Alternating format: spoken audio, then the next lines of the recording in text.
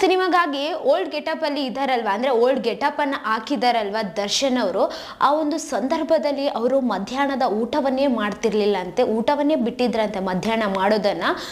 ಇದ್ರ ಬಗ್ಗೆ ನಿರ್ದೇಶಕ ತರುಣ್ ಅವರು ಒಂದು ಸತ್ಯವನ್ನ ಬಿಚ್ಚಿಟ್ಟಿದ್ದಾರೆ ಅಂತಾನೆ ಹೇಳ್ಬೋದು. ಆ ಒಂದು ಬಿಚ್ಚಿಟ್ಟ ಗುಟ್ಟೇನು ಅಂತ ಹೇಳ್ತಾ ಹೋಗ್ತೀನಿ ಬನ್ನಿ. ಕಾಟೇರ ಮೂವಿ ಧೂಳ್ ಹೆಬ್ಬಿಸಿದೆ, ಎಲ್ರಿಗೂ ತುಂಬಾ ಅಚ್ಚುಮೆಚ್ಚಾದಂತಹ ಈ ಒಂದು ಮೂವಿ ಅಂತಾನೆ ಹೇಳ್ಬೋದು. ಎಲ್ರಿಗೂ ಕೂಡ ದರ್ಶನ್ ಅವರ ಈ ಒಂದು ಗೆಟಪ್ ನೋಡಿ ತುಂಬಾ ಖುಷಿಯಾಗಿದೆ ಅಂತಾನೆ ಹೇಳ್ಬೋದು. ಯಾಕಂತಂದ್ರೆ ಅವರು ಇಂತಹ ಓಲ್ಡ್ ಗೆಟಪ್ ಅಲ್ಲಿ ಯಾವತ್ತೂ ಕೂಡ ಮಾಡಿರ್ಲಿಲ್ಲ ಅಲ್ವಾ. ಈ ಒಂದು ಮೂವಿನಲ್ಲಿ 2 ಗೆಟಪ್ ಇದಾವ ಅವ್ರದ್ದು, ಒಂದು ಓಲ್ಡ್ ಒಂದು ಯಂಗ್ ಅಲ್ವಾ. ಸೊ ಯಂಗ್ ಇದ್ದಾಗ ಅವ್ರಿಗೆ ಮೇಕಪ್ ಹಾಕೋದೆಲ್ಲ ತುಂಬಾ ಈಸಿ ಆಗ್ತಿತ್ತಂತ, ಬೇಗ ಬೇಗ ಆಗ್ತಿತ್ತಂತ. ಬಟ್ ಇದು ಓಲ್ಡ್ ಗೆಟಪ್ ಇದೆ ಅಲ್ವಾ, ಅದು ಒಂದು ಮೇಕಪ್ ಮಾಡುವಾಗ 2 ತಾಸು ಹಿಡಿತಿತ್ತಂತ. ಅಂದ್ರೆ 2 ಗಂಟೆಗಳ ಕಾಲ ಅವ್ರಿಗೆ ಮೇಕಪ್ ಹಾಕೋದಕ್ಕೆ ಸಮಯ ಹೋಗ್ತಿತ್ತಂತೆ. ಅದನ್ನ ರಿಮೂವ್ ಮಾಡೋದಕ್ಕೆ 45 ನಿಮಿಷ ಬೇಕಾಗ್ತಿತ್ತಂತೆ.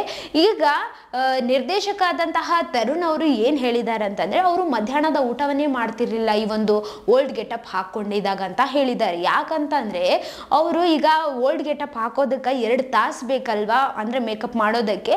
ಅವರ ಒಂದು ಮುಖ ಸುಕ್ಕು ಹಿಡಿದಿರೋ ತರ ಮಾಡ್ಬೇಕಲ್ವಾ, ಅದಕ್ಕೆ ಒಂದು ಲೋಷನ್ ಹಚ್ತಿದ್ರಂತೆ. ಆ ಒಂದು ಲೋಷನ್ ಹಚ್ಬಿಟ್ಟು ಮುಖನ ಇಸ್ಕಿದ್ರೆ ಅವಾಗ ಅದು ಮುಖಕ್ಕೆ ರಿಂಕಲ್ಸ್ ಎಲ್ಲ ಬೀಳ್ತಿದ್ವಂತೆ. ಆಮೇಲೆ ಆ ಒಂದು ಗಡ್ಡ ಮೀಸೆ ಎಲ್ಲ ಅಡ್ಡ ಬರ್ತಾವಂತ ಹೇಳಿ ಅವ್ರಿಗೆ ಬಾಯಿ ತೆಗಿಯಕ್ಕೆ ಬರ್ತಿರ್ಲಿಲ್ಲ ಅಂತ. ಅಂದ್ರೆ ಆ ಒಂದು ಲೋಷನ್ ಹಚ್ಬಿಟ್ಟಿದ್ರಲ್ವಾ, ಹಾಗಾಗಿ ಅವ್ರಿಗೆ ನಾಲಿಗೆ ಅಂದ್ರೆ ಬಾಯಿ ಜಾಸ್ತಿ ನಾವು ಮಾಮೂಲಾಗಿ ತಿಂತೀವಲ್ಲ ಆ ತರ ತೆಗಿಯಕ್ ಆಗಿಲ್ಲ ಅಂತೆ.